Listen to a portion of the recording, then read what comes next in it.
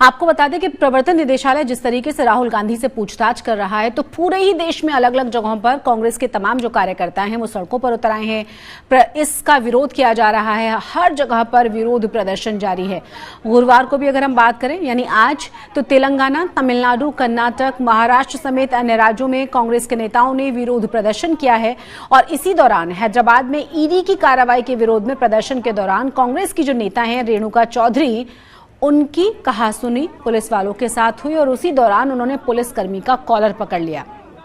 इससे जुड़ा हुआ एक वीडियो सामने आया है, वही वीडियो हम आपको दिखा रहे हैं कि किस तरीके से नाराजगी में धक्का मुक्की के दौरान रेणुका चौधरी ने पुलिस वाले को कॉलर से पकड़ा हुआ था।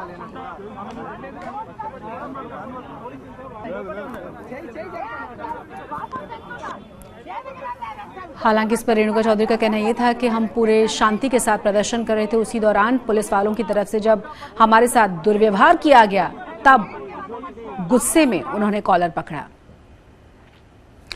एक हवाई जहाज एयर डिफेंस सिस्टम को चकमा देते हुए 6 नेटो देशों के ऊपर उड़ान भरता रहा और इसकी वजह से कई देशों में हड़कंप भी मच गया और विमान का पीछा करने के लिए कई फाइटर जेट्स को भी भेज दिया गया। बाद में एक जगह पर रहस्यमय विमान लैंड किया, लेकिन विमान की जांच जब की गई तो उसमें ना तो पायलट मौजूद था, ना ही कोई पैसेंजर मौजूद था और इस घटना ने जांच टीम को और ज्यादा परेशान कर दिया है। फिलहाल इस रहस्यमयी विमान के बारे में जानकारी जो जुटाई जा रही है वो ये कि कैसे ये 1-2 नहीं बल्कि 6 देशों को पार करते हुए बुल्गारिया तक पहुंच चुका था।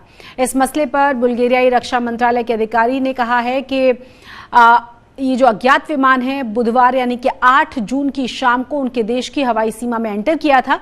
हालांकि उससे किसी भी तरह का खतरा नहीं था क्योंकि वो बहुत कम ऊंचाई पर उड़ रहा था और उसे इंटरसेप्ट करना आसान रहा। फिलहाल जांच जारी है। 6 देशों के एयर डिफेंस को चकमा किस तरीके से इस विमान ने दिया है, ये भी एक जांच का विषय है। बुल्गारिया की सीमा में एंटर होने से पहले इस रहस्यमयी विमान को हंगरी और रोमानिया की एयरफोर्स ने डिटेक्ट कर लिया था, जिसके बाद ये पोलैंड, स्लोवाकिया, बुल्गारिया और लिथुआनिया की हवाई सीमा में दाखिल हुआ। तो वाकई में 6 देशों के लिए जांच का विषय बन गया है कि आखिर कैसे ये विमान एयर डिफेंस सिस्टम को चकमा देते हुए 6 देशों की हवाई सीमा को क्रॉस कर गया था। हवाई यात्रा की अब हम बात करने जा रहे हैं क्योंकि 15% तक किराया बढ़ाने की बात कही जा रही है और आपको बता दें कि एयरलाइंस की तमाम तैयारियां हो चुकी हैं क्योंकि ATF यानी कि जो विमानन ईंधन है, जो उसका फ्यूल है वो बहुत महंगा हो चुका है। रिकॉर्ड हाई स्तर पर पहुंच जाने की वजह से अब इसका असर जो है आपके एयर फेयर पर नजर आएगा। ATF की ताकत बढ़ने, ATF प्राइस हाइक की वजह से जो कंपनियां हैं अब किराया बढ़ाने की तैयारी में हैं क्योंकि एयरलाइंसेस का कहना है कि ATF की बढ़ती हुई कीमतें और रुपए की गिरती हुई वैल्यू, हम सब जानते हैं कि किस तरीके से रुपए का बुरा हाल है, उसकी वजह से उनके सामने किराया बढ़ाने के अलावा कोई और उपाय बचा ही नहीं है। 1 साल के भीतर इतने बड़े भाव निजी विमानन कंपनियों के लिए, खासतौर से स्पाइस जेट के जो CMD हैं अजय सिंह, उन्होंने कहा है कि परिचालन को बनाए रखने के लिए किराया कम से कम हमें 10 से 15% बढ़ाना ही होगा।